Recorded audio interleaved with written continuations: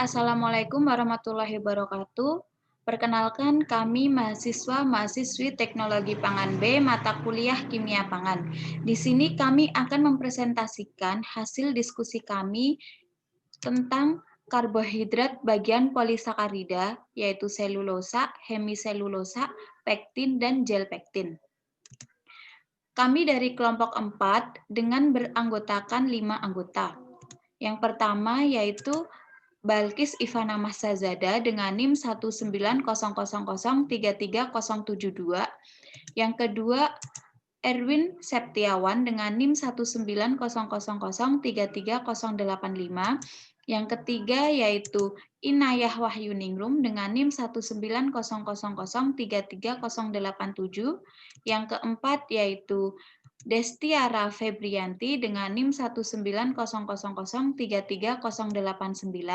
Yang kelima yaitu saya sendiri, Fatimah Ziaul Fauziah dengan NIM 19000330092. Nah, di sini kami akan membahas tentang karbohidrat bagian polisakarida yang berupa selulosa, hemiselulosa, pektin, dan gel pektin. Yang pertama, kami akan membahas tentang selulosa yang akan disampaikan oleh Balkis Ivana Mahsazada. Selulosa. Selulosa merupakan serat-serat panjang yang bersama-sama hemiselulosa, pektin, dan protein membentuk struktur jaringan yang memperkuat dinding sel tanaman. Pada proses pematangan, penyimpanan, atau pengolahan, komponen selulosa dan hemiselulosa mengalami perubahan sehingga terjadi perubahan tekstur. Seperti halnya amilosa, selulosa adalah polimer berantai lurus alfa 1,4D glukosa. Bedanya dengan amilosa adalah pada jenis ikatan glukosidanya. Selulosa bila dihidrolisis oleh enzim selobiase yang cara kerjanya serupa dengan beta amilase akan terhidrolisis dan menghasilkan 2 molekul glukosa dari ujung rantai sehingga dihasilkan selobiosa beta 1,4GG. Contohnya pada penggilingan padi, dihasilkan hampir 50% sekam yang banyak mengandung selulosa, lignin, dan mineral natrium dan kalium yang mempunyai daya saponifikasi.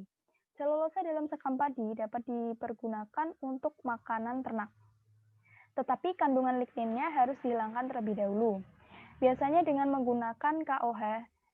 Di beberapa negara, misalnya Taiwan, telah diusahakan untuk melarutkan lignin dengan NH4OH sebagai pengganti KOH. Penambahan NH4OH ini mempunyai keuntungan berupa penambahan sumber N dalam makanan ternak. Di samping itu, NH4OH harganya jauh lebih murah dibandingkan dengan KOH. Turunan selulosa yang dikenal sebagai karboksimetil selulose atau yang biasa dikenal CMC sering dipakai dalam industri makanan untuk mendapatkan tekstur yang baik. Misalnya pada pembuatan es krim, pemakaian CMC akan memperbaiki tekstur dan kristal laktosa yang terbentuk akan lebih halus. CMC juga sering dipakai dalam bahan makanan untuk mencegah terjadinya retrogradasi. CMC yang banyak dipakai pada industri makanan adalah garam natrium karboksimetil selulose atau yang disingkat CMC yang dalam bentuk murninya disebut gam selulosa. Pembuatan CMC ini adalah dengan cara mereaksikan NaOH dengan selulosa murni, kemudian ditambahkan Na-kloroasetat. Nah, reaksinya bisa dilihat di slide. CMC mempunyai gugus karboksi, maka viskositas larutan CMC dipengaruhi oleh pH larutan. pH optimumnya adalah 5, dan bila pH terlalu rendah, yaitu kurang dari 3, CMC akan mengendap. Kemudian ada produk pangan yang mengandung selulosa, yaitu di sini kami mengambil 3 contoh. Yang pertama yaitu saus kedelai, yang kedua puding tapioka, dan yang ketiga yaitu roti. Selanjutnya, kami akan membahas topik yang kedua, yaitu hemiselulosa, yang akan disampaikan oleh Erwin Septiawan. Selulosa. Hemiselulosa adalah polisakarida non-selulosa yang memiliki kandungan yang bervariasi dengan komposisi dan struktur yang berbeda-beda. Oleh karena itu, unit pembentuknya berjenis heteromer atau tidak sejenis, yang terdiri dari deksilosa, pentose, dan heksosa lainnya. Untuk karakteristik hemiselulosa, sedikit berbeda dengan selulosa. Jika hemiselulosa memiliki derajat polimerisasi rendah dan mudah larut dalam alkali, namun suka larut dalam asam. Begitu sebaliknya dengan selulosa. Yang kedua, hemiselulosa memiliki ukuran serat lebih pendek dibanding selulosa. Yang ketiga, suhu bakar atau titik lebur hemiselulosa lebih rendah dibanding selulosa. Dan yang terakhir, hidrolisis hemiselulosa menghasilkan deksilosa dan monosakarida lainnya. Produk pangan yang mengandung hemiselulosa, di sini kami juga mengambil 3 contoh. Yang pertama yaitu sosoh beras, yang kedua pandan wangi, dan yang ketiga nata de coco. Topik yang ketiga yaitu pektin, yang akan disampaikan oleh Inayah Wahyuningrum. Pektin. Pektin secara umum terdapat di dalam dinding sel primer tanaman, khususnya di sela-sela antara selulosa dan hemiselulosa. Senyawa-senyawa pektin juga berfungsi sebagai bahan perekat antara dinding sel yang satu dengan yang lainnya. Bagian antara dua dinding sel yang berdekatan disebut dengan lamela tengah atau middle lamella. Senyawa-senyawa pektin merupakan polimer dan asam degalakturonat yang dihubungkan dengan ikatan beta-glukosida. Asam galakturonat merupakan turunan dari galaktosa.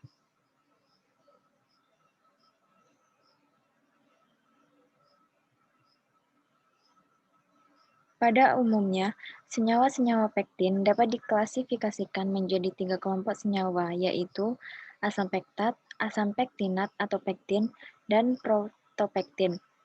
Pada asam pektat, gugus karboksil asam galakturonat dalam ikatan polimernya tidak beresterkan. Asam pektat dapat membentuk garam seperti halnya asam-asam lain. Asam pektat terdapat dalam jaringan tanaman sebagai kalsium atau magnesium. Asam pektinat disebut juga pektin.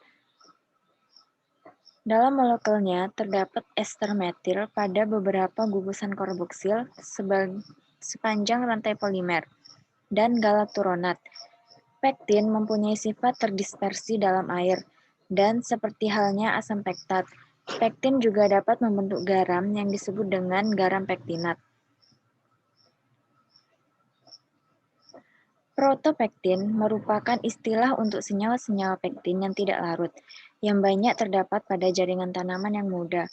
Kandungan pektin dalam tanaman sangat bervariasi berdasar jenis tanamannya maupun dari bagian-bagian jaringannya. Bagian kulit atau core dan albedo buah jeruk lebih banyak mengandung pektin daripada jaringan parenkimnya. Buah-buah yang dapat digunakan untuk membuat jeli adalah jambu biji, apel, lemon, plum, jeruk, serta anggur. Produk pangan yang mengandung pektin yaitu ada selai, minuman dari susu, dan jus buah. Nah, dari ketiga contoh produk pangan yang mengandung pektin ini berfungsi pada selai yaitu sebagai bahan perekat atau pengental, untuk minuman dari susu dan jus buah sebagai stabilizer. Kemudian topik yang terakhir yaitu gel pektin yang akan disampaikan oleh Destiara Febrianti. Pektin dapat membentuk gel dengan gula bila lebih dari 50% gugus karboksil telah termetilasi. Sedangkan untuk pembentukan gel yang baik, ester metil harus sebesar 8% dari berat pektin. Semakin banyak ester metil, semakin tinggi suhu pembentukan gel. Misalnya, untuk pembentukan jam, dipergunakan pektin dengan derajat metilasi 74. Pembentukan gel dari pektin dengan derajat metilasi tinggi dapat dipengaruhi juga oleh konsentrasi pektin, persentase gula, dan pH. Yang pertama, konsentrasi. Semakin besar konsentrasi pektin, semakin keras gel yang terbentuk. Konsentrasi 1% telah menghasilkan kekerasan yang cukup baik. Yang kedua, prosentase gula. Gula yang ditambahkan tidak boleh lebih dari 65% agar terbentuknya kristal-kristal di permukaan gel dapat dicegah. Dalam perdagangan, dikenal dengan istilah jelly grade yang ditentukan berdasarkan jumlah gula yang diperlukan oleh 1 lb pektin untuk membentuk gel. Grade pektin 100 pada pembentukan jelly diperlukan 100 lb gula untuk setiap 1 lb pektin. Yang ketiga, pH. Semakin rendah pH, gel akan semakin keras dan jumlah pektin yang diperlukan semakin sedikit. Akan tetapi, pH yang terlalu rendah akan menimbulkan sineresis, yaitu air dalam gel akan keluar pada suhu kamar. Sedangkan pH yang terlalu tinggi juga akan menyebabkan gel pecah. pH yang baik adalah 3,1 hingga 3,2. Setting time adalah waktu yang diperlukan untuk terbentuknya gel sejak ditambahkan bahan-bahan pembentuk gel. Kecepatan pembentukan gel mempengaruhi mutu gel. Bila gel telah terbentuk sebelum penambahan komponen selesai, akan terbentuk gel yang tidak merata. Dikenal dengan istilah rapid set untuk pektin yang cepat membentuk gel dan slow set untuk pektin yang lambat membentuk gel. Jenis pektin yang termasuk rapid set adalah pektin dengan suhu pembentukan gel 88 derajat Celcius, sedangkan slow set adalah pektin yang membentuk gel pada suhu 54 derajat Celcius dan derajat metilasi 60. Untuk memperlambat pembentukan gel, biasanya ditambahkan garam atau hidrolisis sebagian pektin dengan enzim. Pektin dengan metil lebih rendah dari 7% atau low ester pektin dapat membentuk gel bila ada ion-ion logam bivalen. Ion bivalen dapat bereaksi dengan gugus-gugus karboksil dari 2 molekul asam pektat dan membentuk jembatan. Pada pembentukan gel ini, tidak diperlukan gula dan tekstur gel yang terbentuk kurang keras. Produk pangan yang mengandung gel pektin yaitu ada saus, marmalade, dan jelly. Nah, dari ketiga produk pangan yang mengandung gel pektin ini yaitu sama-sama fungsinya sebagai bahan perekat atau pengental. Terima kasih presentasi dari kelompok kami. Kurang lebihnya kami mohon maaf. Semoga dapat diambil manfaatnya. Wassalamualaikum warahmatullahi wabarakatuh.